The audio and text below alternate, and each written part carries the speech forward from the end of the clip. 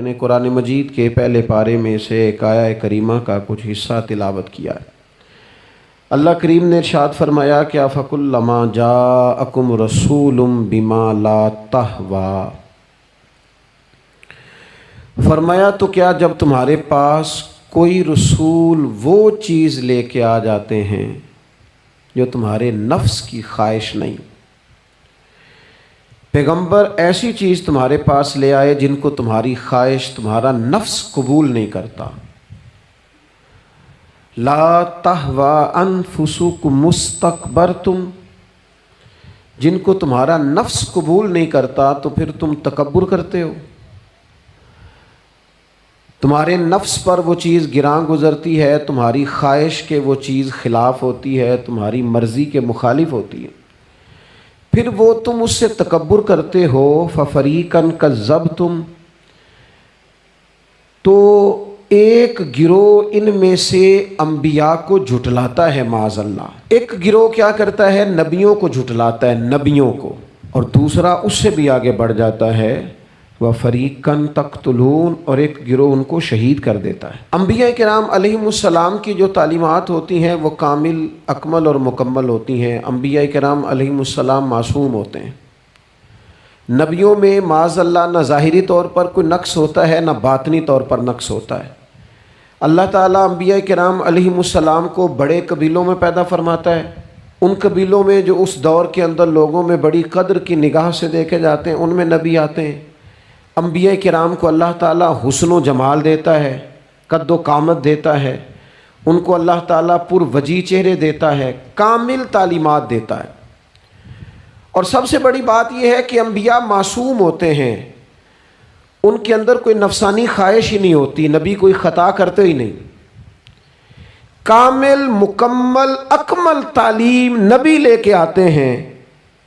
لیکن اللہ کا قرآن کہتا ہے کہ جب وہ چیزیں تمہاری نفس کی خواہش کے خلاف ہوتی ہیں، چیزیں بالکل مکمل ہیں، کامل ہیں، اکمل ہیں، نبی معصوم ہیں، عام آدمی اگر کوئی بات کرتا ہے تو اس کی بات میں نقص رہ جاتا ہے، کمزوری رہ جاتی ہے، کسی دانشور سے، کسی شاعر سے، کسی ادیب سے، کسی آپ جس نے اپنی دانش بینش کے حساب سے کوئی بات کی ہے، آپ اگر اس سے کوئی تربیت لیتے ہیں تو اس کی بات میں کمزوری رہ جائے گی، عام آدمی ہے۔ انبیاء کرام علیہم السلام کی تعلیمات جو ہوتی ہیں وہ ذاتی نہیں ہوتی، وہ وحی الہی کے ساتھ ہوتی ہیں، ان میں کمزوری کوئی نہیں ہوتی، نقص کوئی نہیں ہوتا۔ انبیاء کرام علیہم السلام خوبصورت ہوتے ہیں، نورانی ہوتے ہیں، یعنی کسی بندے نے معاذ اللہ ان سے کوئی ایسی چیز نہیں دیکھی ہوتی جس سے کہ قباحت پیدا ہو، نقص پیدا ہو۔ انسان دور ہٹے، انہیں اللہ تعالیٰ ظاہری، باطنی، معنوی حسن دے کے دنیا میں بھیجتا ہے، کیوں نہیں لوگ مانتے؟ 950 سال حضرت نوح علیہ السلام نے تبلیغ فرمائی، اور میرے بھائی 1.5 دن میں بندہ تھک جاتا ہے، اکتا جاتا ہے، ہف جاتا ہے، عام آدمی کی بات کر رہا ہوں۔ 950 سال تبلیغ کی، اور تبلیغ کرنے والا بندہ کامل ہے، مکمل ہے، اکمل ہے، درد مند ہے، سونا ہے، نہیں ماننے لوگ۔ کیوں؟ قرآن کہتا ہے اس کی وجہ یہ ہے کہ چیزیں وہ ہیں جو ان کی نفس کی خواہش کے خلاف ہیں، جو یہ ان کے نفس کی اور باطنی جو خواہشات ہیں ان کے مخالف ہیں، نہیں مانتے۔ حضرت موسیٰ کلیم علیہ السلام بنی اسرائیل کو نجات دینے کے لیے آئے تھے، راحت دینے کے لیے تشریف لائے تھے، لیکن آپ ان کے مطالبات دیکھیں کس قدر تکلیف دی۔ کبھی کہتے تھے نہیں مانتے جب تک اللہ کو اعلانیہ نہ دیکھ لیں، کبھی وہ کوئی مطالبہ لے کے آ جاتے، کبھی وہ پانی کا مطالبہ کرتے اور کہتے 12 چشمے الگ الگ چاہیے، کبھی وہ من و سلوہ کا مطالبہ کرتے، کبھی کہتے من و سلوہ تو آتا ہے پر یہ ایک جیسا کھانا ہے، ہمیں تو الگ الگ چاہیے، وہ اجناس چاہیے جو زمین سے اگنی ہے۔ حضرت موسیٰ خوبصورت تھے، نورانی تھے، پر وجیح تھے، اور کمال یہ ہے کہ رب کے اتنے پیارے ہیں جن سے رب کلام فرماتا ہے، لیکن قوم ہے کہ تسلیم کرنے کو تیار نہیں، ماننے کو تیار نہیں۔ فقط اتنی بات ہے کہ وہ تعلیمات وہ ہیں جو ان کے نفس کی خواہش کے خلاف ہیں، اور ذرا سا انہیں موقع ملا، حضرت موسیٰ علیہ السلام 40 دنوں کے لیے کوہ طور پہ تشریف لے گئے تو پیچھے سے ایک بچڑے کی پوجا شروع کر دی۔ جناب کلیم واپس آئے تو پھر طرح طرح کی ہیلے بازیاں، حضرت یوسف علیہ السلام کا تو حسن مشہور ہے نا ساری دنیا میں، دنیا جانتی ہے نا کتنے سونے تھے، تو کیا اتنا خوبصورت آدمی بھی کنویں میں ڈال دیا جاتا ہے؟ کیا اتنا حسین آدمی بھی بازار میں بیچ دیا جاتا ہے؟ کیا اس قدر شخص جو ظاہری باطنی طور پر نورانی ہو، اس شخص پر بھی الزامات دھر کے جیل میں ڈال دیا جاتا ہے؟ مخلوق تو فنکار ہے اس درجہ کے پل بھر میں سنگے در کعبہ سے بھی اصنام تراشے، اور تم کون ہو کیا چیز ہے داغے کبابی، لوگوں نے تو مریم پہ بھی الزام تراشے، حضرت مریم سلام اللہ علیہ پر بھی، اور جناب عیسیٰ جن کو اللہ نے کھلے معجزات دیے، کوئی ضرورت تھی کسی اور چیز کی؟ جو بچہ پنگوڑے میں ہی کہہ رہا ہے انی عبداللہ، میں اللہ کا بندہ ہوں، کھلے معجزات اور وہ بھی پنگوڑے میں۔ لیکن قرآن کہتا ہے تعلیمات وہ تھیں کہ جو ان کی نفس کی خواہش کے خلاف تھیں، لہذا نفس کی خواہش، وہ جو ایک جگہ پہ قرآن مجید نے کہا نا کچھ لوگوں نے نفس کی خواہش کو خدا بنا لیا، وہ چونکہ خواہشات نفسانیہ کے خلاف تھیں، نتیجہ اس کا یہ نکلا کہ ان لوگوں نے پیغمبروں، رسولوں، انبیاء، اللہ کے محبوب بندوں کو جھٹلا دیا، یہاں تک کہ قتل کر دیا۔ حضرت زکریا علیہ السلام جیسے لوگوں پر آرے چلا دی، شہادتیں ہو گئی انبیاء کی۔ وجہ کیا تھی؟ نفس کی خواہش کے خلاف تعلیمات تھی انبیاء کی، نہیں تسلیم کیا۔ نبی اکرم نور مجسم شفیع معظم صلی اللہ تعالی علیہ وسلم کے نہ سارے معجزات ان لوگوں نے اپنی آنکھوں سے دیکھے تھے، اور ایک دوسرے کے سامنے بیٹھ کے حضور کی تعریفیں کرتے تھے کہ میرا بھتیجا ہے، اس نے کبھی جھوٹ بولا ہو، ہے کبھی امانت میں خیانت کی ہو، ہے کبھی اس کے اندر کوئی نقص دیکھا ہو۔ وہ تعریفیں، وہ خوبصورتیاں، وہ رعنائیاں۔ لیکن جب حضور نے اعلان نبوت کیا نا، اب وہ جو خواہشات نفسانیہ تھی نا، وہ جو باطن کے اندر خواہشات مچلتی تھی، میں سردار ہوں، میرے ڈھیر سارے غلام ہونے چاہیے، میں کسی کو اپنا داماد قبول نہیں کرتا لہذا بیٹی کو زندہ دفن کروں گا، میں یہ کیسے قبول کر لوں کہ غریب آدمی میرے برابر میں آ کے بیٹھ جائے، برادری کی اونچ نیچ کیسے چھوڑ دوں۔ کل تک کہہ رہے تھے آپ صادق ہیں، آپ امین ہیں، آپ حسین ہیں، آپ باوقار ہیں، ہر چیز بیان کر رہے تھے، اور جیسے ہی کہا حضور نے کہ میں اللہ کا رسول بن کے آیا ہوں، جب ماننے کی باری آتی ہے نا، ماننے کی، حضور علیہ السلام پہاڑی پر تشریف فرما ہے، اور کریم محبوب علیہ السلام نے اونچی پہاڑی تھی، اس طرح کوئی آدمی یہاں دیوار پہ اوپر کھڑا ہو جاتا ہے تو آپ تو اس طرف نہیں دیکھ رہے، وہ ادھر بھی دیکھ رہا ہے، ادھر بھی دیکھ رہا ہے۔ اونچی پہاڑی پر حضور کھڑے ہو گئے اور کھڑے ہو کے فرمایا اگر میں تم سے کہوں کہ پہاڑی کے اس پار دشمن ہے اور وہ تیاری کر کے آ چکا ہے، تم پر حملہ آور ہو جائے گا، کیا میری بات مان لو گے؟ دیکھا نہیں تم نے، میں کہہ رہا ہوں دشمن ہے، تسلیم کرو گے؟ سارے مکے کے لوگ جمع تھے، کہنے لگے کیوں نہیں مانیں گے، آپ صادق بھی ہیں اور امین بھی ہیں، آپ کی زبان سے کبھی جھوٹ نکلا ہی نہیں۔ یہ خاص پیغام حسین کانفرنس میں عرض کرنا ہے آپ کو، بھئی میں اگر کہوں کہ اس طرف دشمن آ گیا ہے، تم نے نہیں دیکھا، میری زبان پر اعتبار کرتے ہو؟ یا رسول اللہ آپ صادق اور امین ہیں، آپ نے کبھی جھوٹ بولا نہیں، خیانت کی نہیں، 100% یقین ہے، مان لیں گے؟ یہ بات ماننے کو تیار ہیں، یہ بات تسلیم کرنے کو تیار ہیں کہ آپ صادق اور امین ہیں۔ تو حضور نے فرمایا جس زبان سے تم یہ ماننے کو تیار ہو نا کہ اس طرف دشمن کھڑا ہے حملہ کر دے گا، اس زبان سے یہ بھی مان جاؤ کہ میں اللہ کا سچا رسول بن کے آیا ہوں۔ آپ میری بات کو سمجھیں، تھوڑی دیر پہلے بیک وقت کہہ رہے ہیں بالکل آپ جو کہتے ہیں حق اور سچ ہے، اور اب جب کہا میں رسول ہوں مان جاؤ، تو معاذ اللہ تعالیٰ ابو لہب کہنے لگا آپ کے ہاتھ ٹوٹ جائیں، آپ نے ہمیں اس کام کے لیے بلایا تھا، طرح طرح کی بولیاں بولنے لگے۔ جب مفادات پر چوٹ لگتی ہے، جب خواہشات نفس کو چھوڑنا پڑتا ہے، جب ذرا اپنی طبیعت پر کچھ چیزیں بوجھ بنتی ہیں۔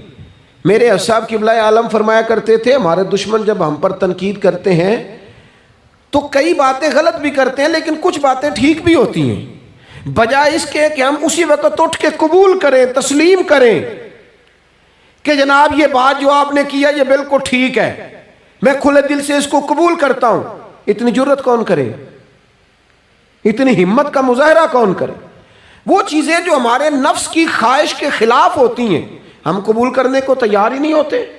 لیکن جو مزاج دین ہمیں عطا کرتا ہے، وہ دین ہمیں یہ عطا کرتا ہے کہ جب تم یہ دیکھو نا کہ بات جو ہو رہی ہے وہ بات ٹھیک ہے، اگرچہ میرے مفادات کے بھی خلاف ہے، اگرچہ میرے نفس کی خواہش کے بھی خلاف ہے، اگرچہ میری سرداری کے بھی خلاف، ہو سکتا ہے میرا مالی نقصان بھی ہو، لیکن چونکہ ٹھیک ہے لہذا مجھے قبول کر لینی چاہیے. یہ جرت پیدا کریں اپنے دل کے اندر، یہ طاقت پیدا کریں. یہ آج کا پیغام ہے. آپ دیکھیے حضرت فاروق اعظم رضی اللہ تعالیٰ عنہ نے مسئلہ بیان کیا تو جناب فاروق اعظم رضی اللہ تعالیٰ عنہ نے اس مسئلے میں عورتوں کے مہر کے متعلقہ، جو حق مہر ہوتا ہے خاتون کا، اس کے متعلقہ جناب عمر نے کوئی مسئلہ بیان کیا. تو آپ جمعہ پڑھا کے باہر نکلے تو ایک خاتون کھڑی تھی دروازے پر، کہنے لگی امیر المومنین حد ہو گئی ہے، آپ عورتوں کو مہر لینے پر پابندی لگا رہے ہیں، اتنا لینا اتنا نہ لینا، اور اللہ رسول نے کھلی اجازت دی ہے جتنا مرضی لے لیں. اس خاتون نے دلائل پیش کیے. اب امیر المومنین کے سامنے، ایک تو ہے کہ عام مرد کے سامنے عورت بات کرے تو لوگ قبول نہیں کرتے، اور 22 لاکھ مربع میل کا حکمران اور جس کے بارے میں معروف ہے کہ ان کا درہ ہر وقت چلتا ہے، اس خاتون نے جناب عمر سے کہا کہ جناب مسئلہ یوں ہے، آپ نے یوں بیان کیا ہے. اب ارد گرد لوگ کھڑے تھے، کسی نے یہ نہیں کہا گستاخ معاذ اللہ تو کیا کہہ رہی ہے، امیر المومنین کے سامنے کلام کرتی ہے.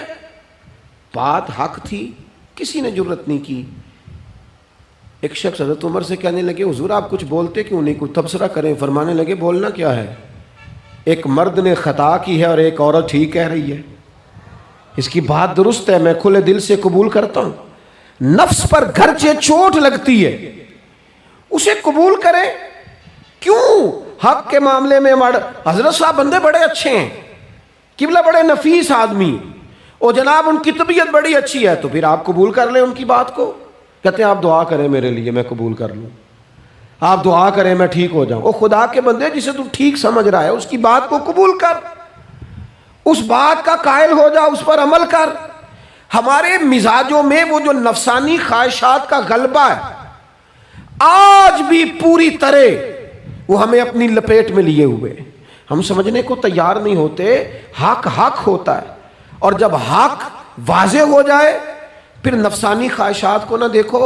نفس ایک بچے کی طرح ہے، اس کی ایک بات مانو گے دوسری خواہش کرے گا، دوسری بات مانو گے تیسری خواہش کرے گا. اللہ کے محبوب علیہ السلام نے دعا فرمائی ہے، مسند امام احمد بن حنبل میں موجود ہے. حضور اللہ کی بارگاہ میں عرض کرتے ہیں تعلیم امت کے لیے، صرف ہمیں سمجھانے کے لیے، ورنہ تو معصوم عن الخطا ہے. محبوب اللہ کی بارگاہ میں عرض کرتے ہیں اے اللہ مجھے اس خواہش سے بچانا جو ایک اور خواہش میں مبتلا کر دے، اس خواہش سے بچانا جو خواہشات کے دروازے کھول. ہم اپنے نفس کو لے کر دین کے مقابلے میں کھڑے ہو گئے. میری برادری کہتی ہے کہ شادی میں ڈھول بجے گا، تماشا ہوگا، اور اللہ رسول کہتے ہیں کہ اس میں شریعت کا بول بالا ہوگا، پتہ چلے گا جیتتا کون ہے. میری اولاد کہتی ہے کہ اس رستے جانا ہے، رب رسول فرماتے ہیں اس راہ پہ جانا ہے. نفس کی خواہش اور ہے، اللہ رسول کا حکم اور ہے، ہم اس کو تسلیم کرنے کو تیار نہیں ہوتے. معافی مانگنی پڑ گئی ہے ایک بندے سے. ہماری جو بنائی ہوئے قبیلے اور برادریوں میں اونچ نیچ ہے اس کے حساب سے ہم بڑے قبیلے سے ہیں، وہ چھوٹی قبیلے سے ہم نے جو بنائی ہے، ورنہ تو قبیلے فقط تعارف کے لیے ہوتے. معذرت کرنی پڑ گئی ہے، لیکن کمال ہے ہمارے مزاج میں وہ پیدا ہو. اللہ رسول کو راضی کرنے کے لیے تھوڑی دیر اپنے نفس کو کچلے. ممکن ہے ایسا ہو؟ کرتے ہی نہیں ایسا، مزاج نہیں بنایا. ہمارے نفس کی خواہش کے مطابق اگر چلے پھر سارا. آپ یقین کریں لوگ استادوں کے پاس جا کے عزتیں اور پروٹوکول ڈھونڈتے ہیں، پیروں کے پاس جا کے عزتیں اور پروٹوکول ڈھونڈتے ہیں. ایسی جگہوں پہ جہاں پروٹوکول دینے کی باری تھی وہاں بھی لینے کے چکر میں پڑ جاتے. دینی کاموں میں اگر 4 لوگ ایک جگہ پہ اکٹھے کیے جاتے ہیں نا، یہاں دینی کام کر لو، تو وہاں جھگڑا شروع ہو جاتا ہے. دینی کام تو کرنا ہے پر آگے کون لگے گا؟ دینی کام تو کرنا ہے پر اس میں سربراہی کس کو ملے گی؟ دینی کام تو کرنا ہے، اس میں نام کس کا ہوگا؟ اس میں بڑا قد کس کا شمار کیا جائے؟ اس طرح قومیں آگے بڑھتی ہیں۔ اہل حق اس طرح ہوتے ہیں، سب سے آگے اپنے نفس کو رکھا جائے اور پھر انسان کا انقلاب آ جائے، یہ کیسے ممکن ہے؟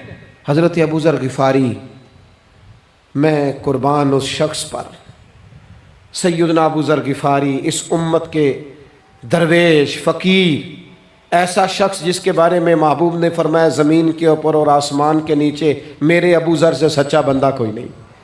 اتنا بڑا آدمی زندگی فقر و فاقے میں گزار دی، اپنے مزاج پر طاری کر لی چیزیں کہ بس وہ سادگی جو ہمیں ہمارے رسول نے سکھائی ہے اسی میں رہنا ہے۔ حضرت ابو ذر غفاری گفتگو ہو رہی تھی، بات چیت ہو رہی تھی، جناب بلال حبشی رضی اللہ تعالیٰ عنہ کے ساتھ محو کلام تھے۔ حضرت بلال نے اپنے آپ کو سمجھا لیا تھا کہ میں دروازہ رسول کا گدا ہوں۔ کچھ لوگ نا غلام بے دام ہوتے ہیں، بے دام۔ ہمارے ہاں نا کچھ لوگوں کا پروٹوکول ہوتا ہے، اور کچھ لوگ ایسے ہوتے ہیں جو صبح سے لے کے شام تک جھاڑو دے رہے ہوتے ہیں، خدمتیں کر رہے ہوتے ہیں۔ میں آپ کو صحیح معنوں میں بتاؤں تو اصل حقدار وہ ہوتے ہیں لوگ، اصل ڈیوٹیاں ان لوگوں کی ہوتی ہیں۔ حضرت بلال حبشی نے طے کر لیا تھا کہ میں نے بس نوکری کرنی اور توجہ سے کرنی ہے۔ اور میں آپ کو دل کی بات بتاؤں، میں نے بڑے کیمرے دیکھے اپنی زندگی میں، میں نے بڑا کچھ دیکھا تھوڑے وقت میں۔ میں آپ سے عرض کروں، وہ بڑی مزیدار زندگی ہوتی ہے جس میں انسان تھوڑا پیچھے بیٹھا ہوا ہوتا ہے، جس میں نا بہت سارے کام ہیں۔ میں تھوڑے دن پہلے ایک جگہ جماعت کرانے کے لیے کھڑا ہوا، ایک صاحب نے جماعت کی ویڈیو بنانی شروع کر دی، بعد میں مجھے دوست بتانے لگے، او خدا کے بندے، عبادت، تقریر میں کبھی رونا آ جاتا تھا، دعا میں رونا آ جاتا تھا، میں نے ضبط کرنا شروع کر دیا، چھوڑ دیا۔ لوگ آنسو بیچنے لگ جاتے، پیر صاحب رو پڑے۔ پیر صاحب کس بات پہ روئے؟ او خدا کے بندو، پیر کو معافی لینے دو اللہ رسول سے، اپنے لیے، اپنے سنگیوں کے لیے اللہ کے حضور اسے آنسو بہانے دو۔ کوئی چیز تو کیمرے سے باہر رہے، کچھ چیز تو۔ کیا خوبصورت لفظ ہے مولا علی شیر خدا کے، فرماتے ہیں اسے مبارک ہو جسے تھوڑے لوگ جانتے ہیں، اسے مبارک ہو۔ سے ثبوت نہ پچھو میتھوں، پلائے نظر کرم کا دھوئی، اے میں جانا یا دل بر جانے، غیر نہ جانے کوئی، میں مسکین پرانا خادم کسے در ملی نہ ٹوئی، یہ تے واصف یار نے نظر جو کی تھی تے واصف ہی ہوئی۔ یہ تو اس کا فیصلہ ہے، ہمارے لیے مقام شکر ہے، ہر مقام پر شکر گزار ہیں، عاجزی کرتے ہیں، لیکن جو معاشرے کا ماحول بن گیا، یعنی ایک بندے سے بھی آپ بغیر کیمرے کے ملاقات ہی نہیں کر سکتے۔ وہ زیارت کرنے آتا ہے اور وہ ساتھ کہتا ہے 30 سیکنڈ کا میں نے کلپ بھی بنانا ہے، تو زیارت ہو گئی، ختم ہو گئی بات۔ یہ کون سی زیارت ہے جو تو نے قید بھی کرنی ہے ساتھ؟ خدا کا خوف کریں، کیا کس طرف ہم جا رہے ہیں؟ بہرحال عام دام برسر مطلب، حضرت بلال حبشی نے طے کر لیا تھا اپنی زندگی میں سادگی، پیچھے پیچھے رہنا ہے۔ وہ شہرت سے بچنے والا پیچھے پیچھے رہتا ہے، اور میرا جی چاہتا ہے ساری غزلیں اس ظالم کے نام کریں۔ کچھ لوگ طے کر لیتے ہیں میں نے پیچھے پیچھے رہنا ہے، ان کے اعلان کیے جاتے ہیں، بلایا جاتا ہے، پھر بھی پیچھے نکل جاتے ہیں۔ جو عرض کرنا چاہتا ہوں، حضرت سیدنا بلال حبشی نے طے کر لیا تھا۔ ایک دن کسی بات میں نا ہو جاتا ہے رائے کا اختلاف، رائے کے اختلاف کو کبھی مخالفت نہ بنائیں، اپنوں سے اختلاف ہو تو اختلاف رائے رکھیں، رائے دیں، حکم کبھی نہ دیں۔ ہمارے یہاں لوگ حکم دیتے ہیں، رائے نہیں دیتے، بعد میں ادھر ادھر بیٹھ کے شکوے کرتے ہیں، دسو جی میری منی نہیں، وہ بھی تیرے سے مشورہ لیا تھا، قبول بھی ہو سکتا ہے، رد بھی ہو سکتا ہے، ختم ہو گئی بات۔ کسی بات میں جناب ابو ذر غفاری کا اور حضرت بلال حبشی کا رائے کا اختلاف ہو گیا۔ اب حضرت بلال حبشی غلام ہے، جناب ابو ذر بڑے قبیلے سے، تو جناب ابو ذر غفاری نے بات کرتے کرتے حضرت بلال کو کہہ دیا، او حبشن کے بیٹے، تھے بھی وہ حبشن کے بیٹے، لیکن حضرت بلال کے دل کو تکلیف ہوئی۔ بعض لوگ کہتے ہیں میں نے سچ ہی بولا ہے، سچ اپنے بارے میں بولنا، تو دوسروں کے بارے میں سچ بولتا ہے، اپنے بارے میں بول، صرف تو دوسروں کے لیے بولے۔ او جی میں نے سچ ہی تو بولا تھا، سچ بولنے کی بھی حکمت ہے، سچ بولنے کی سب سے بڑا سچ کسی کو اللہ کی طرف بلانا ہے، اور میرا رب فرماتا ہے ادعو الی سبیل ربک بالحکمہ، کسی کو اللہ کی طرف بھی بلاؤ تو دانائی کے ساتھ بلاؤ، حکمت کے ساتھ، سب سے بڑا سچ بھی بولو تو دانائی کے ساتھ بولو۔ تو نے سچ بولا ہے اور تو نے لوگوں کا کلیجہ چیر کے رکھ دیا ہے. یہ کیا انداز ہوا تیرا سچ بولنے کا؟ یہ کیا طریقہ ہوا؟ حضرت سیدنا بلال حبشی رضی اللہ تعالیٰ عنہ کو جناب ابو ذر غفاری نے کہا حبشن کے بیٹے بات سچی تھی. حضرت بلال کو تکلیف ہوئی, کونے میں بیٹھ کے روئے, اور غلام روئے اور آقا کو خبر نہ ہو. تڑپے جو ہم یہاں تو مدینے خبر گئی. حضور علیہ الصلوۃ والسلام پتہ چلا, محبوب نے منبر سجایا. حضور کی عادت تھی نامینیٹ کر کے اصلاح نہیں کرتے تھے, بائی نیم نہیں, نامزد کر کے نہیں, اوورال بات کر دیتے, سمجھنے والے سمجھ جاتے. حضور فرمانے لگے لوگوں کو کیا ہو گیا ہے, میں نے تو جاہلیت کی ساری باتیں پاؤں تلے رون دی تھی, ابھی بھی کہتے ہیں بلال کو حبشن کا بیٹا. حضرت ابو ذر غفاری کہتے ہیں باقی تو کوئی نہ سمجھے تو میں سمجھ گیا. بڑا مشکل ہوتا ہے مجمعوں میں اٹھ کے معافی مانگنا. ہمارے ہاں بعض لوگ معافی بھی اس طرح مانگتے ہیں کہ یوں لگتا ہے گن بھی ساتھ پکڑی ہوئی ہے, معافی دو ورنہ گولی مار دوں گا. معافی مانگنے کا بھی طریقہ سلیقہ نہیں آتا. اور دنیا میں کچھ ایسے نفس پرست ہیں ان کو استادوں سے معافی مانگنے پڑی تو نہیں مانگ سکتے, مشائخ سے معافی مانگنے آتی ہے تو نفس کے بندے بن کے نفس کی غلامی کرتے ہیں, لیکن اپنی عزت کی جگہوں کو بھی درست نہیں کرتے. کتنا بڑا مجرم ہے جو باپ سے بھی معافی نہ مانگ سکے, جو ماں سے بھی نہ کہہ سکے میں غلطی کر گیا تھا.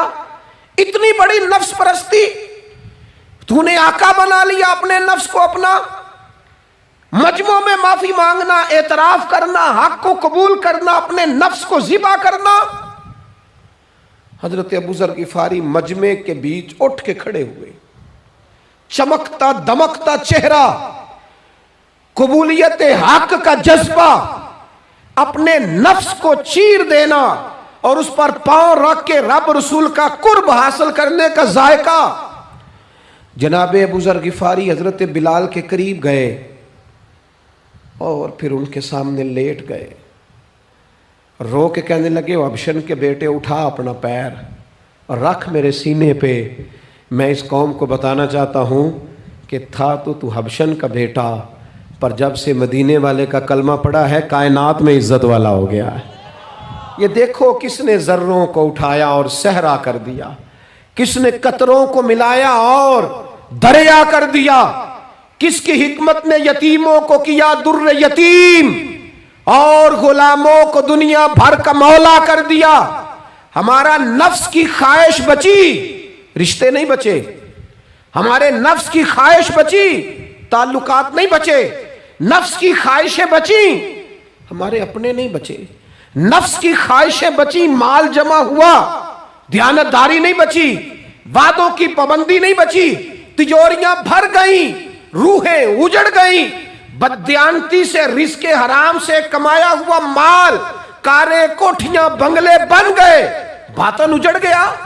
اس لیے کہ نفس کی خواہش پوری کی. نفس کے سامنے اگر انبیاء کی بھی تعلیمات آئیں, لوگوں نے تکبر کیا, قتل تک کر دیا نبیوں کو, لیکن اپنے نفس کی خواہش کے خلاف جانے کو تیار نہ ہوئے. خدا را واپس آ جاؤ, خدا را. وقت آیا, یہ وقت بدلتا رہا, یہ دور تبدیل ہوتا رہا. لوگوں نے اپنی بادشاہیاں قائم کرنے کے لیے بڑے بڑے قتل کیے. ہلاکو خان نے انسانی کھوپڑیوں کے مینار بنائے.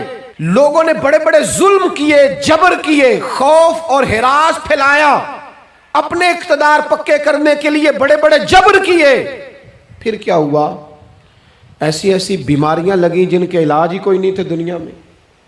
بھری ہوئی تجوریاں, پیسے باہر گر رہے ہیں, پر ڈاکٹر کہہ رہا ہے تیرا مرضی وہ ہے جس کا علاج ہی کوئی نہیں. اللہ تبارک و تعالیٰ کے قانون سے جب لوگ ٹکراتے ہیں پھر پاش پاش ہو جاتے ہیں. وقت گزرا, ٹائم یزید کا آیا. وقت گزرا تو ٹائم عبید اللہ ابن زیاد کا آیا, ٹائم شمر کا آیا. 1450 سال گزرنے کے بعد اس ہزاروں کے مجمع میں سے ایک ایک بچے کو حدیث یاد ہے کہ حسن اور حسین جنتی جوانوں کے سردار ہیں.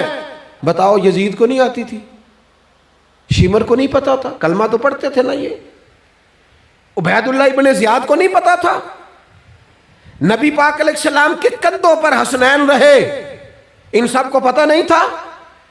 یہ جانتے نہیں تھے کہ یہ وہ حسنین کریمین ہیں جن کو حضور سنتے تھے، فرماتے تھے یہ میرے پھول ہیں دونوں؟ کیا بات رضا اس چمنستان کرم کی، زہرا ہے کلی جس میں حسن اور حسین پھول۔ آج 1450 سال گزرنے کے بعد امت کو حدیث آتی ہے کہ نبی پاک علیہ السلام نے فرمایا جس نے حسن اور حسین سے پیار کیا اس نے مجھ سے پیار کیا، جس نے ان سے بغض رکھا اس نے مجھ سے بغض رکھا۔ کلمہ پڑھتے تھے، مسلمان کہلاتے تھے۔ 10 محرم کو جمعے کا دن تھا، امام حسین امامہ باندھ کے گھوڑے پر بیٹھ کر خطبہ دینے لگے تو ایک شخص اندر سے بول کے کہنے لگا حسین تقریر لمبی نہ کر، ہمارا جمعہ لیٹ ہو رہا ہے۔ بلے و نمازیو، سامنے وہ شخصیت کھڑی ہے جس پر ابھی درود پڑھیں گے نماز میں، اللہم صلی علی محمد وعلی، ابھی درود پڑھیں گے حسین ابن علی پر، ابھی شہید کر کے ابھی درود پڑھیں گے، وہ سامنے کھڑے۔ اور امام حسین کا ایک جملہ تاریخ نے یوں لکھا ہے کہ شاید ریت کے ذرے بھی تڑپ گئے۔ امام علی مقام فرمانے لگے مجھے غور سے دیکھو، تمہیں پتہ ہے میں کون ہوں؟ تم جانتے ہو میں کون ہوں؟ نبی پاک نے فرمایا تھا یہ حسن اور حسین میرے بیٹے ہیں کیونکہ میری بیٹی کے بیٹے۔ تمہیں پتہ ہے میں کون ہوں؟ سامنے امام حسین کھڑے، فرمایا مجھے جانتے ہو؟ اور امام علی مقام فرمانے لگے میں تمہارے نبی کا نواسا ہوں، اور آج کے بعد تمہیں کسی نبی کا کوئی نواسا نہیں ملے گا، کیونکہ نبی پاک آخری نبی ہیں، اور جب حضور کے بعد کوئی نبی نہیں آئے گا تو کسی نبی کی اولاد کیسے ہوگی؟ تمہیں آج کے بعد کسی نبی کے نواسے کی زیارت نہیں ملے گی۔ میں کیسے آپ سے یہ بات آپ کو عرض کروں کہ سامنے حسین ابن علی بھی ہوں تو لوگ نفس کی خواہشیں پوری کرتے ہیں، لوگ اپنی کرسیاں پکی کرتے ہیں، لوگ گورنریاں پکی کرتے رہے، لوگ گڈ بک میں جانے کے لیے ایک دوسرے کو شاباشیاں دیتے رہے، جشن ہوتا رہا۔ سب سے پہلے ایک شخص نے امام حسین کا قافلہ روکا تھا، اس کا نام حور بن یزید تھا، سب سے پہلے اس نے روکا تھا، وہ ایک لشکر کا سپہ سالار تھا۔ جب امام حسین رضی اللہ تعالیٰ عنہ نے خطبہ پڑھا نا تو حور یزیدی فوج میں تھا، واپس گیا اور عبید اللہ ابن زیاد سے جا کے کہنے لگا، یا جو بھی وہاں لوگ موجود تھے یزیدی فوج کے، ان سے کہنے لگا تم نے تو کہا تھا کہ صرف راستہ روکنا ہے، تم نے تو کہا تھا کہ صرف ان سے کچھ منوانا ہے، تم نے تو جب مجھے بھیجا تھا تو کہا تھا کہ بات تھوڑے معاملات ہیں، اوہ سچ بتاؤ نبی کے نواسے کو شہید کرو گے؟ تم نے تلواریں نکال لی ہیں، نیزے نکال لیے ہیں، تیر نکل آئے ہیں، تیاری مکمل ہے، مجھے سچ بچاؤ، کیا حسین ابن علی کی گردن پر خنجر چلانے لگے ہو؟ سیدہ فاطمہ کا جگر پارا شہید ہوگا؟ کیا یہ خبر سچ ہے؟ یوں ہوگا؟ تو کہنے لگے ہاں یہی حکم ہے ہمیں، یہی تیاری ہے، یہی پروگرام ہے، یہی پلان ہے، یہی ہوگا۔ کہنے لگا میں اور آپ تو مدینے والے رسول کا کلمہ پڑھتے ہیں، تو کیا محبوب کے نواسے کو ذبح کرو گے؟ جناب علی اکبر کو جن کا چہرہ رسول پاک سے ملتا ہے، حضرت قاسم بن حسن کو، جناب علی کے بیٹوں عباس بن علی کو، حضرت علی کے بیٹے ابو بکر بن علی کو، حضرت علی کے بیٹے عمر بن علی کو، حضرت علی کے بیٹے یہ بھی 3 کربلا میں موجود، حضرت عثمان ابن علی کو، ان کو شہید کرو گے؟ نے کہا ہاں تیاری ہو گئی ہے۔ تو سب کے ضمیر مردہ نہیں ہوتے، ہاں بڑی بڑی سخت جگہوں پہ پھول اگتے ہیں۔ حور نے جب ان سے کہا کہ تمہارا پکا ارادہ ہے، کہا پکا ارادہ ہے، تو اس نے کہا یہ زیرہ پکڑو، یہ عہدہ پکڑو، مجھے تمہارا دیا ہوا عہدہ نہیں چاہیے، حسین کے نانا کی دی ہوئی جنت درکار ہے، یہ رکھو اپنے پاس، مجھے تمہارا۔ ایڑی لگائی اس نے اور دوڑا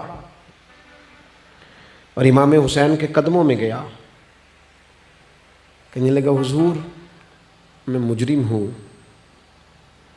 میں خطا کار ہوں، میں نے سب سے پہلے آپ کو روکا تھا، پر مجھے قسم ہے اللہ کی، میں جانتا نہیں تھا ان کا ارادہ کیا ہے۔ حضور بھول گیا،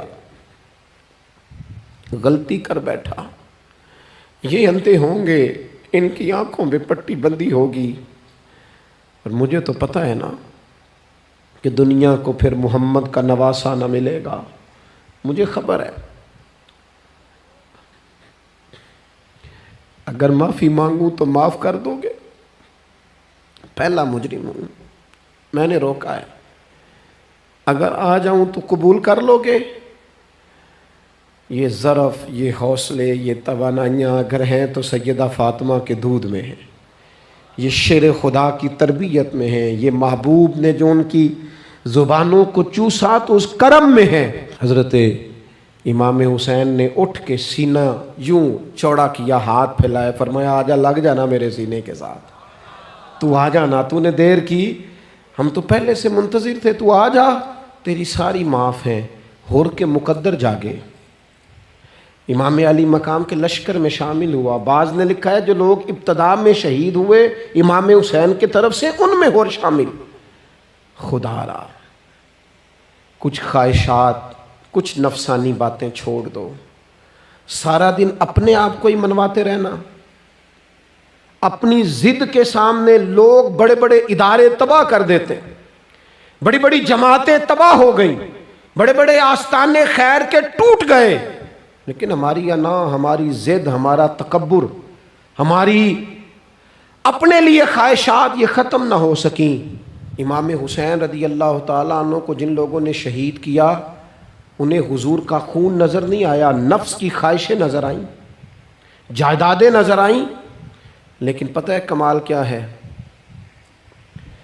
ہمیشہ جو لوگ حق قبول کرتے ہیں نا، اللہ تعالیٰ انہیں یہ عزت عطا کرتا ہے۔ دو چار باتیں میری ضرور لے کے جانا، یہی لنگر ہے آج پیغام حسین کانفرنس کا۔ دیکھو آپ کے والد آپ کو جو سمجھاتے ہیں وہ ٹھیک ہے، یا جو آپ کہہ رہے ہیں وہ ٹھیک ہے؟ غور کرو، آپ کے اساتذہ اور مشائخ جو آپ کو کہتے ہیں وہ ٹھیک ہے، یا جو ضد آپ نے لگا لیا وہ ٹھیک ہے؟ اور سب سے بڑھ کر اللہ رسول کا حکم زیادہ مؤثر ہے، یا جو آپ نے اپنی مرضی سے چیزیں طے کی ہیں وہ زیادہ مؤثر؟ اپنی نفسانی خواہشات کو تھوڑی دیر کے لیے کنٹرول کرو، اپنے آپ پر تھوڑی دیر کے لیے پابندی لگاؤ، ایک ایک کر کے اپنی خواہشات کو کچلو، زندگی کے اندر کچھ ایسی چیزیں پیدا کرو جس سے روح تازہ رہے، دل تازہ رہے، طبیعت تازہ رہے، دین بچا رہے۔ جتنی طلاقیں ہوتی ہیں نا معاشرے میں، ہم سے اگر دن میں 100 لوگ مسئلہ پوچھتے ہیں تو 95 طلاق والے ہوتے ہیں، سوائے اس کے کہ نہ میاں ہارنے کو تیار تھا، نہ بیوی ہارنے کو تیار تھی، بالآخر رشتہ ہی ہارا، دونوں کے ہوتے ہوئے بچے یتیموں جیسی زندگی گزارنے لگے۔ تھوڑی دیر کے لیے لوگ چپ نہیں کیے، سارا کچھ ختم کر لیا۔ اپنی مزاج کے اندر، اپنی طبیعت کے اندر تحمل پیدا کرو، بردباری۔ میں ایک دفعہ بہت پریشان تھا، حالات کچھ عجیب رخ اختیار کر گئے، بہت پریشان تھا، تو میں ایک بزرگ کی خدمت میں حاضر ہوا، میں نے کہا دعا فرمائیے گا، تو مجھے کہنے لگے سیدہ زینب کی سیرت پڑھو۔ تو میں نے پہلے دن آ کے کتاب کھولی نا، تو دربار دمشق میں جو جناب زینب نے کلام فرمایا نا، انسان ٹوٹ جاتا ہے، لیکن انسان حق پہ ہو کہ اگر گلا بھی کٹا لینا تو اس کا مزاج طاقتور رہتا ہے، روح طاقتور رہتی، اسے محسوس ہوتا ہے کہ میں کمزور نہیں پڑا۔ یزید نے جب کوئی بات کی نا دمشق کے دربار میں، تو حضرت زینب پیچھے بیٹھی تھی پردے کے لوگوں کے درمیان، اس نے جب کوئی بات کی تو جناب زینب وہاں سے اٹھ کے، ہماری خواتین ہر بات پہ روتی ہیں، دو کہیں کہ ختم ہی نہیں ہوتے، جناب زینب پیچھے سے اٹھیں پردے کے پیچھے سے، اور جب اپنی گرجدار آواز میں انہوں نے گفتگو شروع کی تو وہاں ایک نابینا بزرگ بیٹھے تھے جو مولا علی شیر خدا کی بارگاہ میں حاضری دیا کرتے تھے۔ جب سیدہ زینب نے خطبہ شروع کیا نا تو وہ بزرگ چونک گئے، اور وہ نابینا تھے تو ساتھ والے آدمی کا گھٹنا ہلا کے کہنے لگے علی آ گئے دربار میں، علی کی آواز ہے، علی بول رہے ہیں دربار دمشق میں، وہ زینب کا خطاب منبر پہ علی بول رہے ہوں جیسے، علی آ گئے، وہ گرج آواز میں، وہ تنتنا، وہ دبدبا، وہ وفاداری، وہ ان کی بات میں صداقت، کانپ گئی ہر چیز دربار کی۔ اور امام زین العابدین بیمار بھی تھے، مسافر بھی تھے، پریشان بھی تھے، لیکن جب یزید سے انہوں نے کہا نا مجھے خطبہ دینے دے، تو چند منٹ گفتگو کی امام زین العابدین نے، تو کہنے لگا اذان پڑھو جماعت کرائیں، اس لیے کہ ان کی باتوں میں وہ حق ہوتا ہے۔ میں دیکھتا ہوں ہماری سب کی اپنی اپنی خواہشیں ہیں، اپنے اپنے رویے ہیں، اپنا اپنا مزاج ہے۔ اگر لوگوں کو کسی جگہ بھی ملک کی ملی اور دینی پروگرام کے لیے جمع ہونے کو کہا جائے، ہم تیار نہیں۔ کیا کیا جاتا ہے ہمارے ساتھ؟ ہمارے ضمیر اس لیے خریدے جاتے ہیں کہ ہم خواہشات کے بندے ہیں۔ الگ الگ کر کے کسی کو کہا جاتا ہے تیرا کاروبار چمک جائے گا، کسی کو کہا جاتا ہے تیرا وہ نظام ٹھیک ہو جائے گا، الگ الگ کر کے لوگوں کو خرید لیا جاتا ہے۔ لیکن اگر خواہشات تھوڑی ہوں، اللہ کی رضا پر چلنے کا جذبہ زیادہ ہو، تو میرے عزیز زندگی آسان ہو جائے گی۔ میں تو امام علی مقام رضی اللہ تعالیٰ عنہ اور یزید کے معاملے میں ایک ہی بات سمجھا ہوں، سب کو پتہ تھا یہ حسین ابن علی، سب کو پتہ تھا حق ان کے ساتھ ہے، سب جانتے تھے ان سے زیادہ عظمت کسی کی نہیں، لیکن اپنے نفس کی خواہشوں پر کنٹرول نہیں کر سکے۔ پوری امت کا اس وقت مسئلہ ضروریات کا نہیں، خواہشات کا ہے۔ 2 قدم پیچھے ہٹیں خواہشوں کے لیے، 4 قدم آگے بڑھیں دین کے لیے۔ 2 قدم پیچھے ہٹیں اپنی خواہشات کو چھوڑیں، 4 قدم آگے بڑھیں ملک کے لیے، ملت کے لیے۔ 2 قدم پیچھے ہٹیں اپنی خواہشات کو چھوڑیں، 4 قدم آگے بڑھیں نظریے کے لیے اور فکر کے لیے اور امام حسین کے پیغام کے لیے۔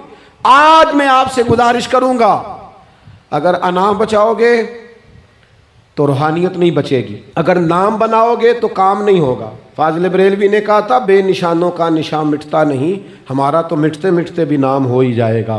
اپنی زندگی سے نفسانی خواہشات کو نکال دو، ورنہ یہ بڑے بڑے فضیلت معاب لوگوں کے سامنے بھی کھڑی ہو جاتی ہے، بے ادب کرتی ہے، بندے کو یہ گستاخ بناتی ہے معاذ اللہ۔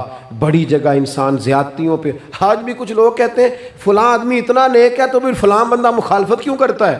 میں نے کہا جو نبیوں کی مخالفت سے باز نہیں آئے، جو صحابہ کی مخالفت سے باز نہیں آئے، اہل بیت کی مخالفت، جو حسین ابن علی کے سامنے کھڑے ہو گئے، نیک آدمی کس کھاتے میں؟